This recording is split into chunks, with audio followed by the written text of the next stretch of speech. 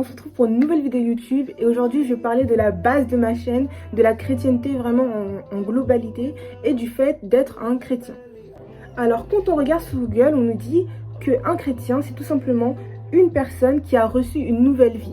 Dans une deuxième définition, on nous dit que c'est une personne qui par le baptême appartient à l'église du Christ. Alors tout simplement, c'est quoi un disciple de Christ? C'est une personne qui décide de le suivre. Et dans Jean 8,31, qu'est-ce qu'on nous dit? Alors il dit aux Juifs qui avaient cru en lui, donc c'est déjà une personne qui croit en lui, si vous demeurez dans ma parole, vous êtes vraiment mes disciples.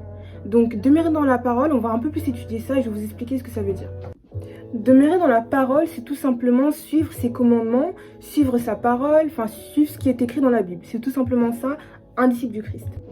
Beaucoup de gens pensent que c'est tout simplement le fait de croire en lui, d'aller à l'église le dimanche, mais c'est vraiment une relation qu'on a avec Dieu. C'est t'aimes quelqu'un, t'as envie de suivre, par exemple t'aimes tes parents, t'as envie de les écouter, t'as envie de les suivre au quotidien, t'as envie de suivre les règles et de faire bien les choses. C'est un peu ça la relation avec Dieu. Dieu c'est notre Père et du coup on a envie de le suivre, de suivre les commandements, de passer du temps avec lui. C'est plutôt ça quand ils disent suivre sa parole, etc.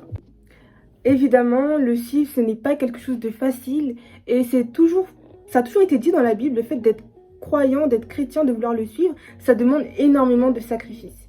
Et on nous le dit dans Luc 12, 14, 27, « Et quiconque ne porte pas sa croix et ne me suit pas ne peut pas être mon disciple. » Porter sa croix, c'est porter son fardeau en fait. Si tu as envie de suivre Jésus, il faut parfois abandonner certaines choses qui te font plaisir par exemple, et de le suivre pleinement, de porter ta croix, ton sac à dos et d'aller avec lui. Et c'est quelque chose qui est très beau parce que beaucoup de gens pensent que c'est juste le croire et aller à l'église le dimanche alors que c'est pas du tout ça en fait. Beaucoup de gens croient en Jésus et même le diable croit en lui mais ne le suit pas. Et c'est ça qui fait toute la différence. C'est le fait de se lever le matin et de se dire que Dieu m'a sauvé et j'ai envie de le suivre et je veux témoigner chaque jour en fait de tout le bien qu'il fait dans ma vie en fait.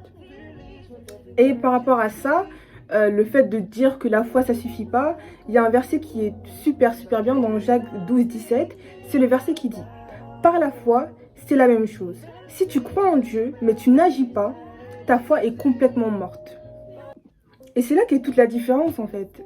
Tu peux croire en lui et vivre ta vie. Et dans ces cas-là, qu'est-ce qui te différencie des personnes qui reconnaissent qu'il est vivant, comme les musulmans, comme certaines croyances, tu vois, qui sont pas forcément chrétiens, mais qui reconnaissent l'existence d'un Messie, tu vois. Qu'est-ce qui fait la différence entre le diable, par exemple, qui croit que Jésus est vivant, et toi? C'est très fort comme propos, mais c'est là qu'est toute la différence. C'est vraiment te dire, j'ai envie de le suivre, je veux être son disciple, je prends ma croix et je vais, chaque jour de ma vie, lui montrer que je suis là, et c'est vraiment, genre un lifestyle un peu, être chrétien. Maintenant que je vous ai défini ce qu'était un chrétien, donc pour faire le reminder, un chrétien c'est un disciple de Christ qui a choisi de tout abandonner pour le suivre. Bon ça c'est un peu, ça fait un peu peur aux gens, mais c'est tout simplement une personne qui a foi en lui et qui le démontre par les actes, tout simplement. Maintenant je vais vous expliquer comment on peut démontrer par les actes qu'on est chrétien, et ça on le voit dans Galates 5, 22, j'aime trop Galates, avec les fruits de l'esprit.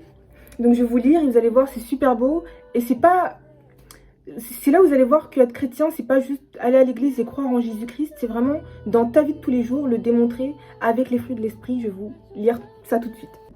Alors dans Galates 5, 22, on nous dit « Mais le fruit de l'esprit, c'est l'amour, la joie, la paix, la patience, la bonté, la bienveillance, la douceur, la maîtrise de soi. » Et en fait, pour résumer tout ça, en fait, c'est tout simplement tout ce qui découle de l'amour, en fait. Quand on se rend compte, quand t'aimes quelqu'un, t'es bon avec lui. Quand t'aimes quelqu'un, t'as foi en lui. Quand t'aimes quelqu'un, t'as cette paix, t'as cette bienveillance. Et il y a un verset que je trouve trop intéressant dans 1 Jean 4, 20. Si quelqu'un dit « j'aime Dieu » et s'il déteste son frère et sa sœur, c'est un menteur. En effet, celui qui n'aime pas un frère ou une sœur qu'il voit, il ne peut pas aimer un Dieu qu'il ne voit pas. Et du coup, c'est super important de se dire « j'aime mon Dieu, mais j'aime pas mon prochain, mais je le sers pas, mais j'ai pas de bonté, j'ai pas de paix. » Enfin, tout ce qui définit Dieu, tout ce qui définit l'amour que Dieu a pour nous et l'amour qu'il nous porte et l'amour qu'on doit lui porter, c'est quelque chose que les gens ne voient pas en fait. Ok, donc tout ça pour dire que c'est très important de refléter Christ. Voilà, c'est la fin de cette vidéo. J'espère que vous avez aimé. Depuis, mon téléphone se coupe. Je crois vraiment que le diable ne veut pas que je poste cette vidéo. Mais voilà, j'espère que vous avez vraiment aimé cette vidéo, que ça vous a édifié, que ça vous a instruit. N'hésitez pas si vous avez des questions dans les commentaires. Et un like, abonnez-vous.